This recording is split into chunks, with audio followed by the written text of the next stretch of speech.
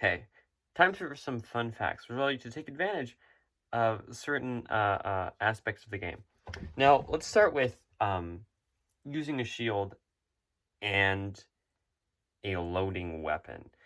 Now, this normally would be impossible, even if you have the loading trait removed from the weapon. You still have it.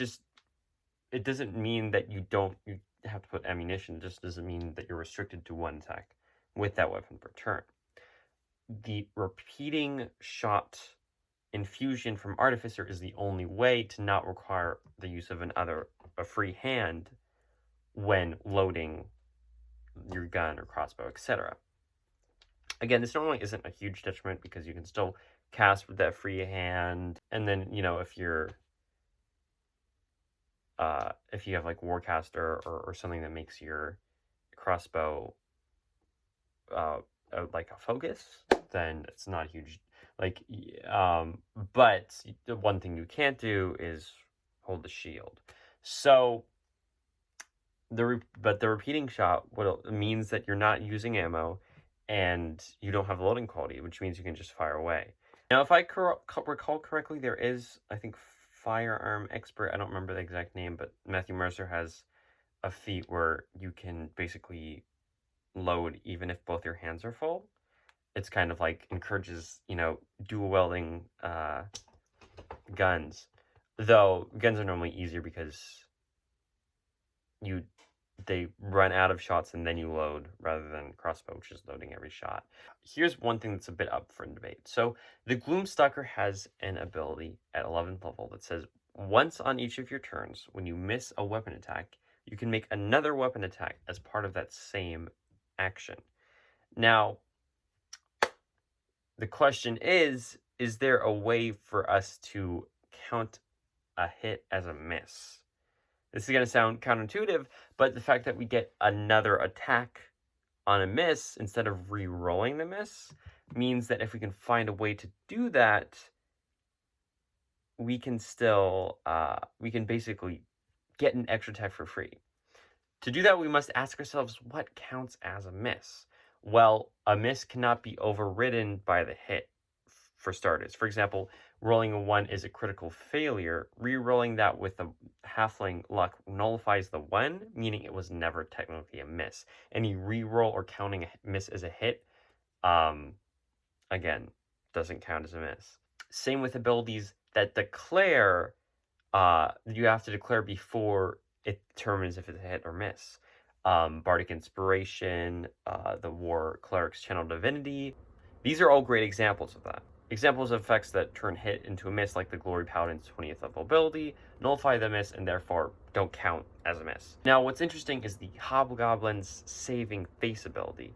This allows them to, when you miss an attack roll or fail an ability check or saving throw, you gain a bonus to the roll equal to the number of allies within 30 feet of you. This is ambiguous, but technically you have to actually miss for this to go off, which never technically gets overridden. Now, rules as written, you basically get the Gloom Stalker's extra attack and potentially a hit with Hobgoblin. Though again, it's not always guaranteed. Now most DMs would say no. I understand that it's an abuse of the system. I totally get it. Now, Arcane Archer has a 7th level ability that reads as Curving Shot. At 7th level, you learn how to direct an errant arrow towards a new target. When you make an attack roll with a magic arrow and miss, you can use your bonus action to re-roll the attack roll against a different target within 60 feet of the original target. Now,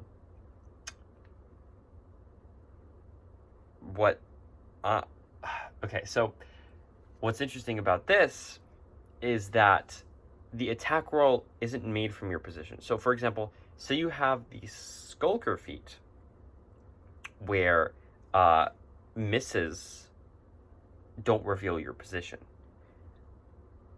This, technically, if you attack and miss, and you're an Arcane Archer, and you have the Skulker feat, the attack roll from Curving Shot isn't from your position. Technically, you're making an attack roll, but how I see it, and I think, like, again, not all DMs will allow this because it's a bit hazy, but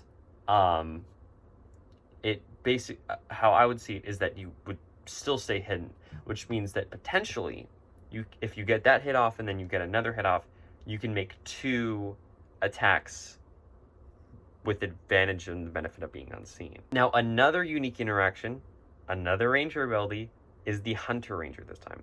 The 11th level, another 11th level ability, their Whirlwind Attack. Now, this ability is really interesting because it counts as a singular attack, which takes up your action.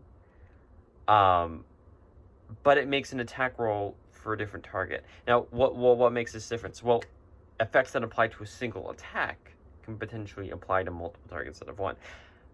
This sounds like it could have some implications, but actually, it's very rare to find it, because basically, like,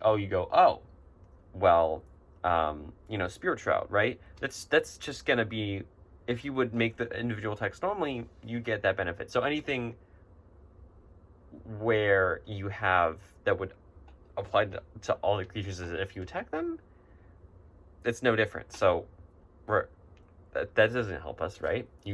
What applies to a single attack, right? Well, the only thing is the wording gets really hazy, because you have most abilities state when you hit a creature.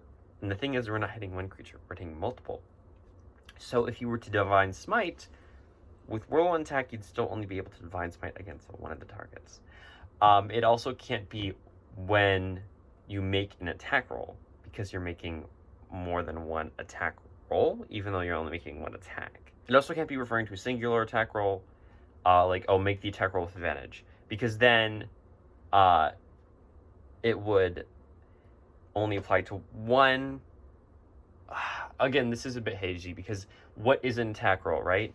You apply to it, like if you have, there's things that give advantage to attack rolls this turn, that obviously apply to it, but that's not special to the Whirlwind Attack, right?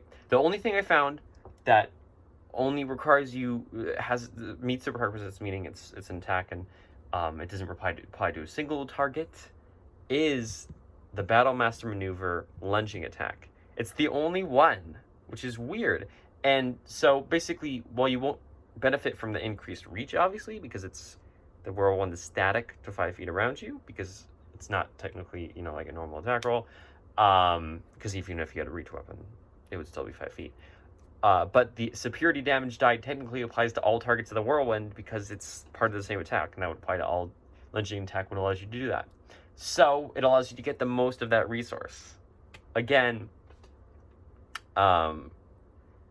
it's a very rare niche case, but it's, but I don't see a reason not to allow this, because except if you don't want to roll it as one attack. But that's the special thing about Whirlwind, right? Like, regardless, if you pull this off, I as a DM at least will definitely reward you for that.